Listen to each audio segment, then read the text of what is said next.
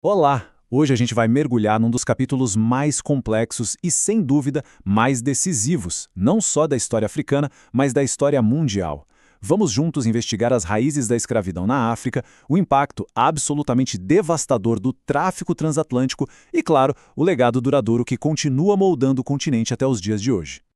Essa citação, ela captura perfeitamente a essência do que a gente vai conversar. É uma história de uma dor imensa, mas ao mesmo tempo de uma força que se recusa a ser quebrada. É o ponto de partida ideal para a nossa análise. E aqui já começa a primeira grande questão. Será que a escravidão que existia na África era a mesma que a gente geralmente imagina? Para a gente entender a tragédia do tráfico transatlântico, primeiro a gente precisa dar um passo atrás e ver o que existia antes. E a resposta, olha, pode surpreender bastante. Ok, vamos lá. Nossa primeira parada é a África pré-colonial.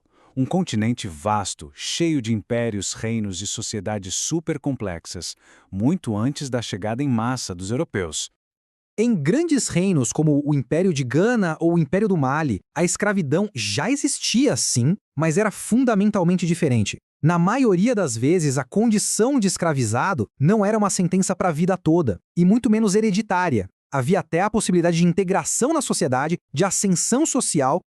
E aqui a distinção fica muito clara e é fundamental. De um lado, a gente vê um sistema social complexo, claro que coercitivo, mas ainda assim social. Do outro, que surge um sistema industrial de desumanização, totalmente baseado na ideia de raça que transformava pessoas em mercadoria, em propriedade. Essa é a mudança crucial que a gente precisa entender.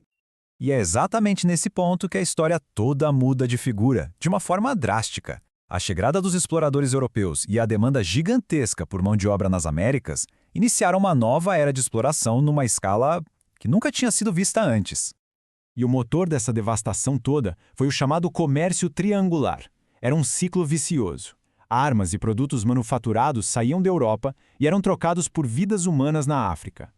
Essas pessoas eram então levadas de forma brutal para as Américas para trabalhar até a morte, produzindo matérias-primas que no fim das contas enriqueciam a Europa.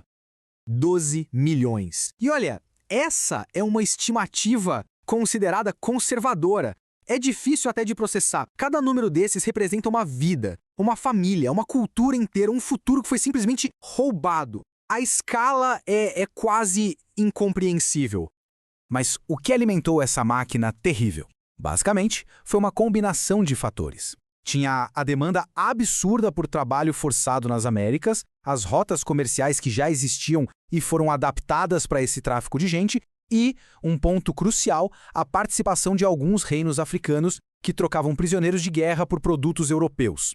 Tudo isso dentro de um ciclo que só devastava a África. Agora, vamos sair um pouco da mecânica do sistema para focar no impacto mais profundo de tudo isso. O custo humano e cultural que o continente africano pagou.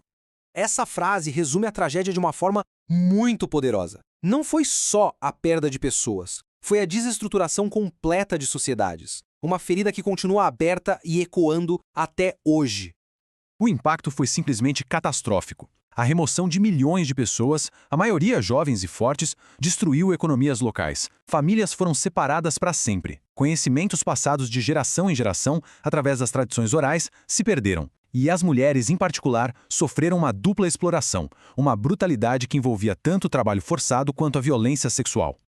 Mas atenção, esta não é só uma história de vitimização. E isso é muito importante, uma história de resistência.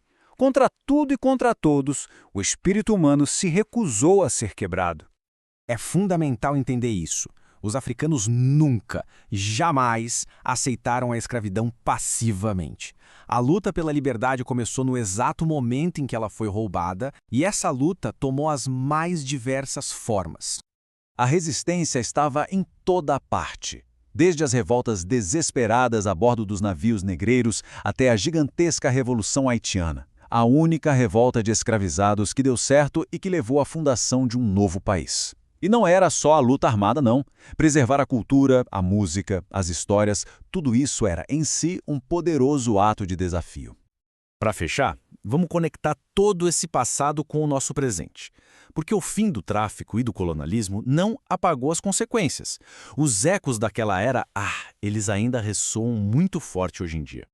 A conexão é direta, é muito clara. As fronteiras artificiais, desenhadas com régua pelos europeus lá na Conferência de Berlim, por exemplo, são a raiz de muitos conflitos étnicos atuais. A exploração sem limites dos recursos naturais criou uma dependência econômica que dura até hoje. E os sistemas de segregação, como o apartheid, deixaram cicatrizes sociais que ainda estão longe de fechar.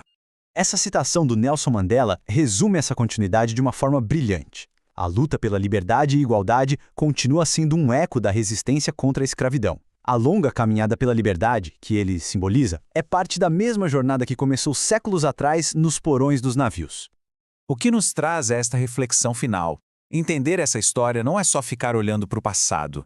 É sobre reconhecer a dor, sim, mas também celebrar a incrível resiliência e, principalmente, compreender as forças que continuam a moldar o nosso mundo até hoje.